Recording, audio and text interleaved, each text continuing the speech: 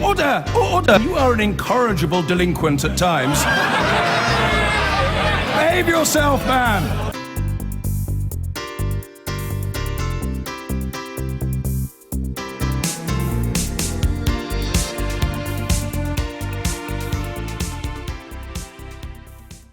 So this morning then, how some of the world's richest people manage to hide their money in tax havens, countries or independent areas where taxes are issued at a low rate. A huge leak of confidential documents reveals how one law firm based in Panama has helped clients launder money, dodge sanctions and evade tax. The documents show links to 72 current or former heads of state in the data, including dictators accused of looting their own countries. Welcome to Panama.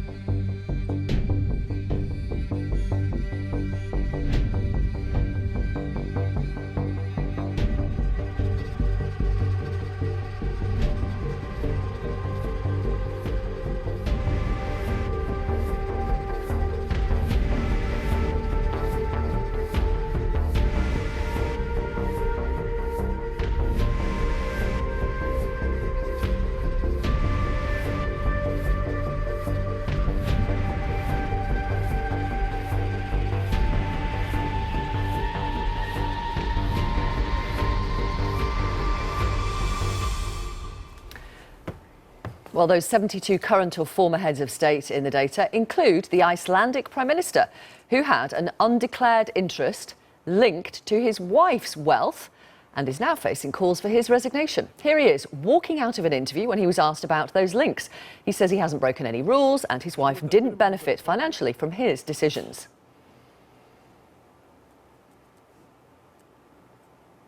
Hopefully. No, we haven't got that clip. We'll show it you later. The company, Mossack Fonseca, says it has operated beyond reproach for 40 years and has never been charged with criminal wrongdoing.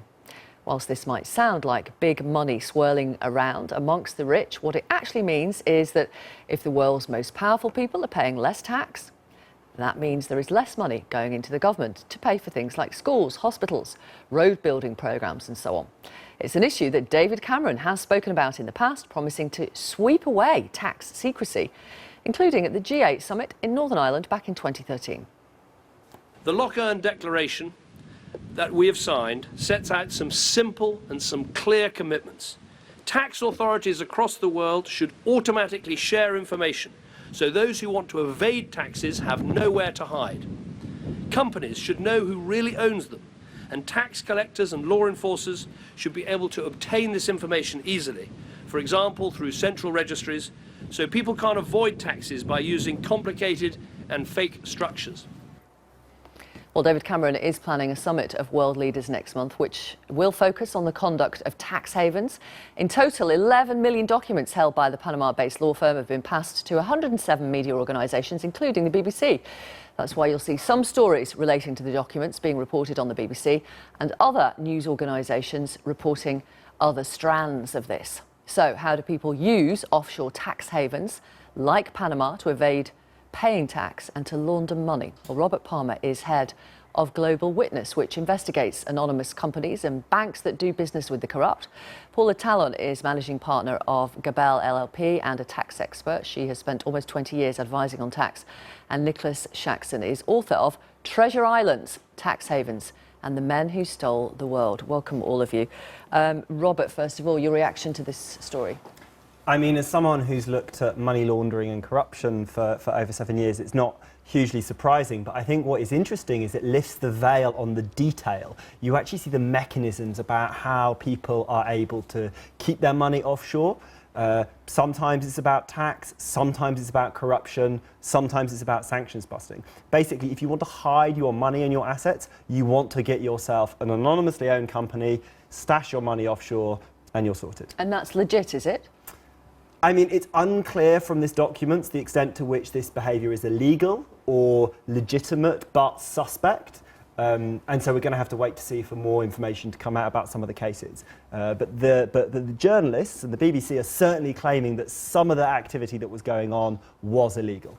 What is an offshore tax haven, and what could the British government do about some of its overseas territories, which are tax havens? So an offshore tax haven, or secrecy jurisdiction, is a place where you can put your money and you can get banking secrecy. You can create a shell company where it's almost impossible to identify who really owns and controls it.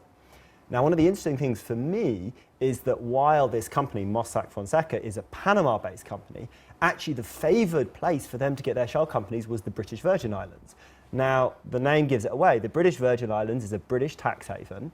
We've got a corruption summit being hosted by the Prime Minister next month. And so it's a real opportunity for him to say, stand up, continue the leadership that he showed at the G8 and say, we're actually going to open up these tax havens.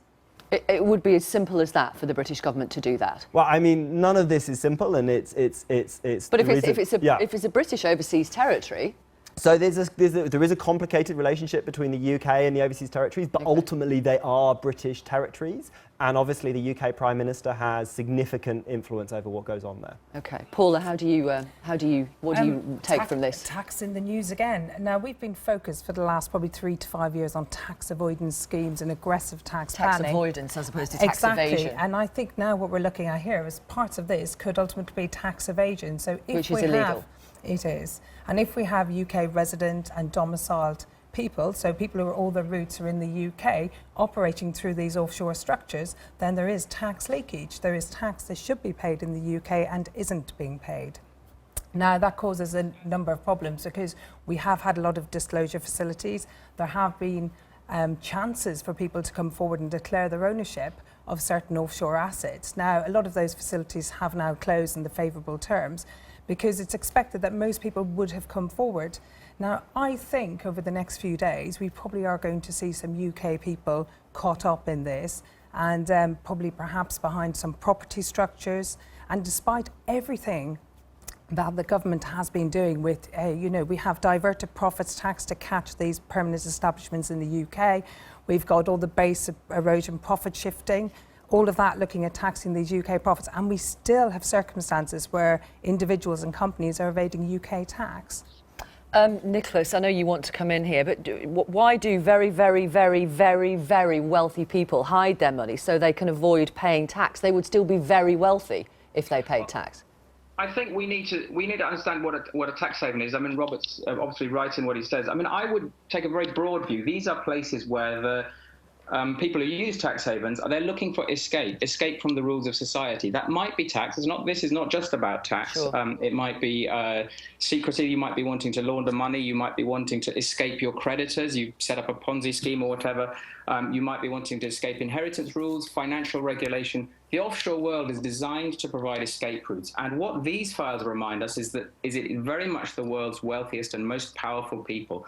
Tax havens are a project of the world's wealthiest and most powerful who want to escape the rule of law. And they... Well, sorry, just on that point, Nicholas, you say they want to escape the rule of law, but you can use tax havens legitimately, can't you?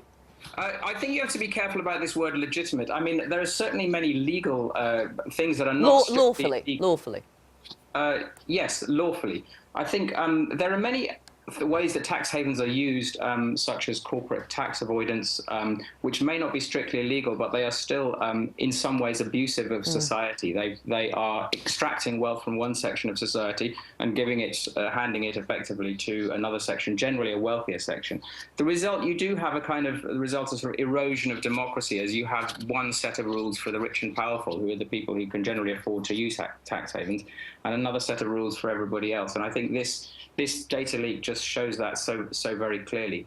I'd like to just add one more point, add to what Robert said earlier about the UK. There's a lot of talk about how much influence or power does the UK have over its own tax havens.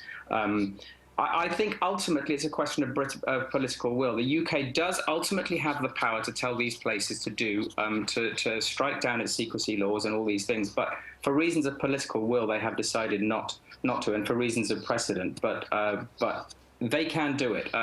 They imposed direct rule on the Turks and Caicos Islands, the British overseas territories, a few years ago. And but they can also, all these laws that are set up, they come to the Privy Council in London for to be approved, and Britain ultimately can stop this stuff for its own territories. Okay, Paula, tell us what's happening in the summer in terms of this register that's coming in and what difference that will make. Well, we've got the persons of significant control register. So if you have somebody who controls 25% or more of an LLP, limited liability partnership, or a limited company, or indeed someone that has the power to remove the whole board of directors or the majority of the board of directors, then their details will have to be registered at Companies House. So the real owners' names will be registered. That's what's supposed to happen. Now, from what I've been reading on all the leaked documents, it seems to me that individuals have been able to buy identities that they can use on those registers. And if that is what's happening, then that makes some of the information a bit meaningless if you're trying to get behind these structures. Robert, in terms of those who want to buy somebody else's identity to make it look like someone else runs, has this company in a tax haven, what would be would there always be a sinister motive for that or not?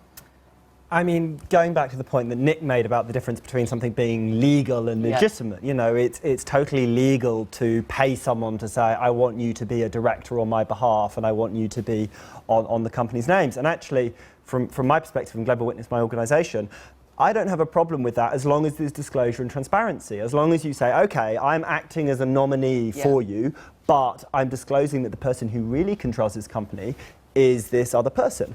And the extra thing that I think is important about what's happening in the UK is this information will be public. It will be available to the public. So all of us, law enforcement from around the world, will be able to have access to this information.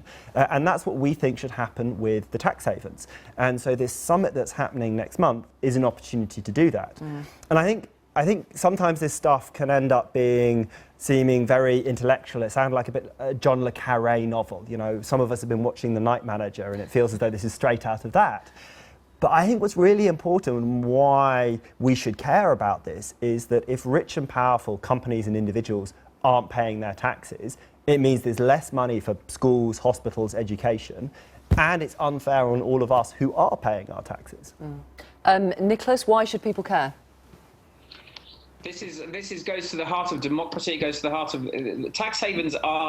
They are regarded by many people as a kind of exotic sideshow to the world economy. They're not. They're absolutely central to the whole financial globalization project.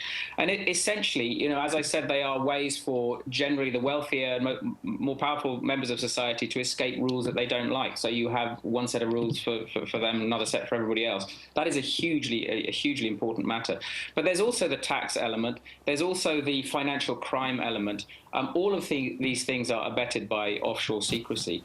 Another whole angle to this about tax havens, I think we need to think separately that, what this is about is basically individuals using secrecy to avoid tax. There's another whole side of tax havens, corporate tax avoidance. Previous so-called LuxLeaks scandal was another similar, smaller emergence of data, and that also revealed huge corporations, multinational corporations, paying very small amounts of tax, getting away, escaping from their tax obligations. This is all offshore stuff, and I think it's profoundly corrupting of the whole global economic system. Thank you very much, all of you. Thank you for coming on the programme. Lots of you getting in touch to ask why we're not naming any of the British people thought to be involved in this story. The BBC, you may know, along with 107 other media organisations, has been wading through 11 million documents, and you will hear more details on the story, including any British claims, over the next few days. Do not worry about that. I've been getting away with it.